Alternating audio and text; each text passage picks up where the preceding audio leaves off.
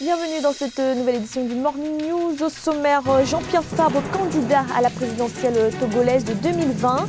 L'opposant au pouvoir en place, déjà 2 fois candidat à la magistrature suprême, a été investi ce samedi par son parti, l'Alliance nationale pour le changement. Les experts de l'UEMOA plaident pour la création d'un fonds régional de transport maritime, un fonds qui devrait notamment permettre de financer les activités du centre de recherche et de sauvetage en mer d'Abidjan. Et le Rwanda veut numériser son état civil. Le gouvernement veut accélérer le passage à une administration 2.0 en créant une base de données accessible à tous.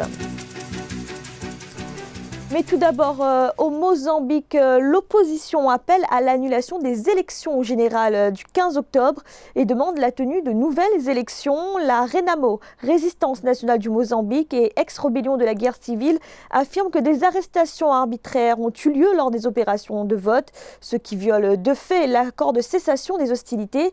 Les premiers résultats partiels donnent une large avance au président sortant Filipe Nyusi et à son parti, le Frelimo, le Front de libération du Mozambique.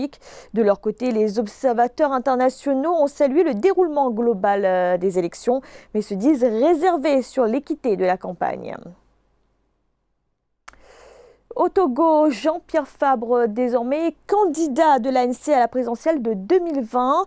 Les 107 délégués de l'Alliance nationale pour le changement l'ont désigné ce samedi à l'issue de leur congrès de 2 jours. Il s'agit de la 3e candidature de Jean-Pierre Fabre à la magistrature suprême. Il avait déjà pris part aux présidentielles de 2010 et 2015, où il s'est à chaque fois classé à la 2e place. Ange Nomenio. Jean-Pierre Fabre sera bien candidat à l'élection présidentielle de 2020 au Togo. L'opposant a été désigné par les membres de son parti, l'Alliance nationale pour le changement, lors d'un congrès de 2 jours qui a réuni plus de 600 personnes. Il s'agit de sa 3e candidature à une élection présidentielle, après celle de 2010 et 2015, où il a toujours occupé la 2e place. Oui, j'accepte d'être le porte-étendard de la victoire des Togolaises et des Togolais en 2020. Je mesure naturellement le poids de la responsabilité qui m'incombe de conduire le peuple togolais à la victoire au moment où notre pays, ruiné et meurtri par plusieurs décennies d'improvisation, de gabegie et de violation massive des droits humains, attend impatiemment de connaître le changement libérateur et refondateur. La candidature de Jean-Pierre Fabre intervient au moment où l'opposition togolaise est minée par des divisions internes. Autrefois unie au sein de la C14, elle a fini par s'effriter sous le coup des discordes de leadership et de corruption. N'importe qui vient pour dire qu'ils veulent s'occuper de la paix au Togo. Non, nous n'avons pas besoin de ça. Pour diriger un pays, il faut avoir un projet. Il faut avoir une vision et il faut avoir un parcours aussi. C'est cela qui est important. La Tunisie nous a donné un exemple. À l'ouverture du congrès, Jean-Pierre Fabre avait invité le président Faure Gnassingbé à ne pas briguer un 4e mandat pour éviter des tensions sociopolitiques dans le pays. Il a demandé aux Togolais de se battre pour l'obtention des réformes visant l'amélioration du cadre électoral dans l'unité d'action. Dans l'actualité également, en Guinée équatoriale, l'ancien chef d'état-major Roslan Hermès Guemaoyana a été condamné à 18 ans de prison pour détournement de fonds publics, condamnation prononcée par un tribunal militaire. Il lui est également demandé de restituer la somme de 38 millions de francs CFA, soit 58 000 euros. Après 2 mois aux commandes de l'armée, le colonel Oyana avait été limogé par décret présidentiel en décembre 2018. L'UEMOA, l'Union économique et monétaire ouest-africaine, pourrait se doter d'un fonds régional de transport maritime. C'est en tout cas ce que préconisent les experts des pays membres réunis le 16 octobre. Ce fonds sera affecté aux activités du Centre de recherche et de sauvetage en mer d'Abidjan. Philomentine. Des experts des pays membres de l'Union économique et monétaire ouest-africaine UEMOA ont recommandé la mise en place d'un fonds régional de transport maritime d'ici janvier 2020. Ce fonds sera destiné au financement des opérations du Centre de recherche et de sauvetage en mer d'Abidjan, la structure principale de coordination des opérations dans l'espace UEMOA. C'est une très bonne chose. C'est, à mon avis, un dispositif important qui manque terriblement dans la sous-région et qui limite forcément la mobilité actuellement des biens. Si ce n'est pas le train, il faut absolument mettre en place un système maritime. D'autres recommandations relatives au soutien et au renforcement en équipement et en formation des capacités des centres nationaux et du centre principal de recherche et de sauvetage ont été formulées. Par ailleurs, pour améliorer la gouvernance dans le secteur du transport maritime, l'UEMOA a en 2018 adopté des règlements d'exécution qui ont fait l'objet de sensibilisation et de vulgarisation. Le développement aussi exige des moyens adéquats pour mieux délocaliser des zones de production parce que souvent les productions sont là, mais les gens n'ont pas les moyens de les mettre dans des voitures pour les déplacer de pays en pays. À noter que le trafic au port d'Abidjan, qui représente 90% des échanges extérieurs de la Côte d'Ivoire, a augmenté en 2018 de 6% pour atteindre plus de 24 millions de tonnes, tandis que le port autonome de Dakar a fait état de 9 milliards de francs CFA de bénéfices lors de l'exercice 2018.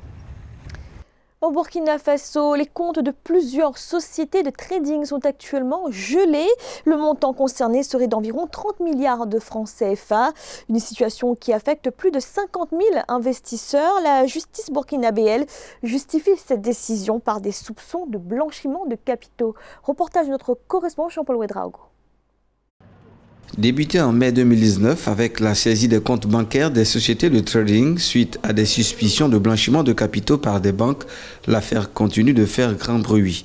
On estime aujourd'hui environ 30 milliards de francs CFA, le montant gelé des sociétés de trading. Pour la communauté des traders burkinabés, c'est un acharnement qui ne permet pas à la jeunesse de s'auto-employer et de contribuer à la création de richesses au profit du pays. C'est une activité révolutionnaire qui demande aux banques et aux institutions financières de s'adapter. Voilà. Elles doivent s'adapter ou périr. Voilà. Et si les banques refusent l'activité, ça veut dire qu'elles refusent de s'adapter. Plus de 50 000 investisseurs à travers le pays sont affectés par la saisie des comptes. La justice, elle, prétexte aux sociétés de pratiquer une activité illégale de collecte de l'épargne publique, contrairement au règlement en vigueur dans l'espace UEMOA. Une situation que les investisseurs appréhendent difficilement. C'est un prêt bancaire que j'ai eu à prendre et j'ai investi là-bas. Maintenant, la banque me coupe et je n'ai pas eu l'argent de l'autre côté et finalement, je ne sais plus où donner de la tête. Nous disons aussi à l'État que nous sommes prêts à ce qu'elle trouve une solution qu'on dégère les comptes et que les sociétés honorent les engagements vis-à-vis des investisseurs. L'instruction judiciaire est du reste toujours en cours. Si les sociétés ont daigné ne pas se prononcer, de leur côté, les investisseurs interpellent l'État à lever le blocus sur les sociétés de trading en attendant leur conformité vis-à-vis de la législation en vigueur dans l'espace économique. Au Rwanda, l'administration poursuit sa mue numérique. Le gouvernement a récemment évoqué la création d'une base de données de l'état civil. Naissance, décès, mariage, divorce, tout sera numérisé. L'idée est de faciliter l'accès et la consultation de ces données. Nelly Claude Bessa. Dans le cadre de l'amélioration du développement de ses politiques et de ses décisions socio-économiques, le gouvernement rwandais envisage de numériser son fichier d'état civil. Initiative qui permettra de consolider les données provenant de diverses institutions publiques, facilitera l'accès aux statistiques de l'état civil selon les observateurs. Une telle initiative, en termes de numérisation, va accélérer les offres de services publics en termes de délivrance de passeports, en termes de délivrance des cartes nationales d'identité, de mieux stabiliser le flux migratoire au Rwanda en tant que tel, permettre également au Rwanda de pouvoir initier véritablement une véritable gouvernance à toutes les échelles en tant que tel.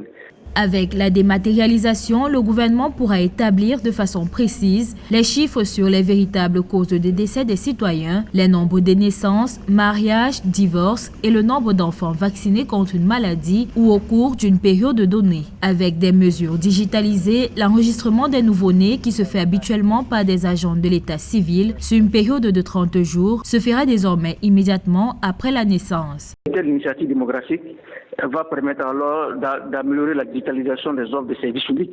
Cela va permettre alors au Rwanda de pouvoir mieux identifier sa population, de mieux identifier les besoins et notamment redéfinir la cartographie en matière sociale, en termes de densité de la population, en termes de couche sociale.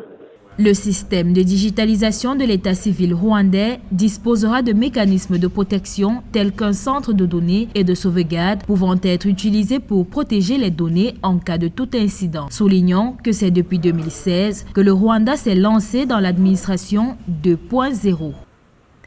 Lumière à présent sur le groupe béninois Viviola. 7 musiciens qui ont comme objectif de valoriser la musique béninoise hors des frontières du pays. Ils ont su notamment marier les instruments modernes et les percussions traditionnelles. Reportage de notre correspondant Lefty Onou. Le groupe musical dénommé Viviola s'est produit lors d'un concert à l'Institut français de Cotonou. Viviola ou Pierre Précieuse est un groupe musical béninois composé de 7 musiciens, dont 4 frères spécialistes d'instruments à vent, tous fils de feu Henri Arwandinou, ancien chef d'orchestre Les Volcans de la gendarmerie de Porte-Nouveau. Le nom du groupe est composé de 2 langues. Il y a le Yoruba qui est Ola, il y a le Vivi qui est quand même Vivi et Ola. Il y a la douceur qui se trouve dans la gloire. Le groupe musical Viviola a été créé en 2014. Il a conquis le public à travers plusieurs festivals musicaux au Bénin, avant de se lancer dans la conquête des mélomanes à l'international. Les musiciens racontent à travers l'afrobeat l'histoire des esclaves, les réalités de la vie, la paix, la culture du leadership et la beauté de la femme africaine. Nous varions beaucoup sur scène.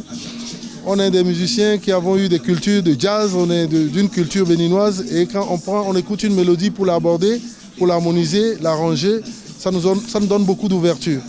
Au total, 17 recompositions ont été révélées au public lors du concert. Selon les artistes, cette prestation musicale constitue la révélation des expériences capitalisées lors de leur tournée en Europe. Viviola a à son actif un opus intitulé Walking Che. Les artistes s'activent pour la sortie du 2e album dénommé Pierre Précieuse, symbole du groupe musical. C'était le journal de la rédaction. Merci de l'avoir suivi. Retrouvez dans un instant une nouvelle édition de l'information.